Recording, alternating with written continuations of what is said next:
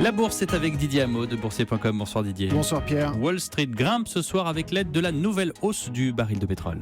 Un Dow Jones en hausse, oui, de 0,49%, 18 329 points. Un Nasdaq qui prend 0,69%, 5 329 points. Le tout dans le calme, c'est la journée de Christophe Colomb aux États-Unis.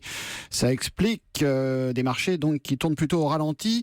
Des marchés aidés par les cours du pétrole, alors que la Russie se dit prête à limiter sa production par la voix de Vladimir Poutine, évoquant même une remontée des cours jusqu'à $60 le baril. Ce soir, le brut américain remonte de 3%, du même coup à $51,25 et le Brent prend 2,5% à $53.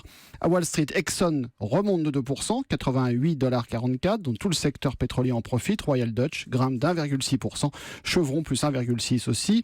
En revanche, ça va pas très bien au technologique du côté de Twitter, qui reste chahuté en baisse de plus de 11%, 11,5%. Toujours pas de repreneur pour Twitter. Oui, de moins en moins même. Ouais. $17,56. Les candidats au rachat ne se bousculent plus vraiment.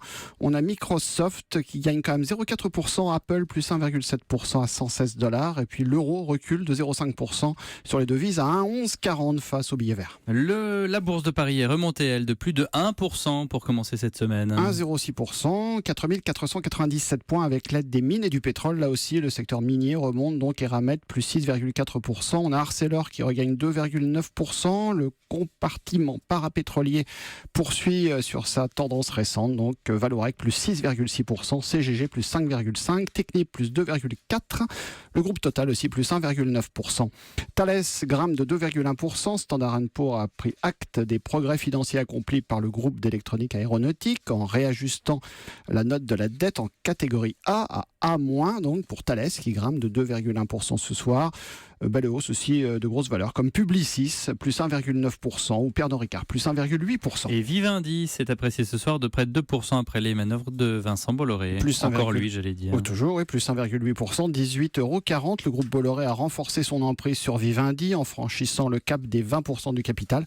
Compte tenu des droits de vote doubles attendus en avril 2017, eh bien Bolloré détiendra environ 29% des droits de vote du groupe Vivendi.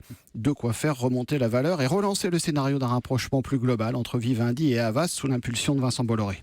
Ailleurs, sur les autres places financières, la bourse de Francfort remonte d'1,2%, Bruxelles plus 0,7%, Milan plus 1,4%, Madrid plus 0,9%, donc ça monte un peu partout.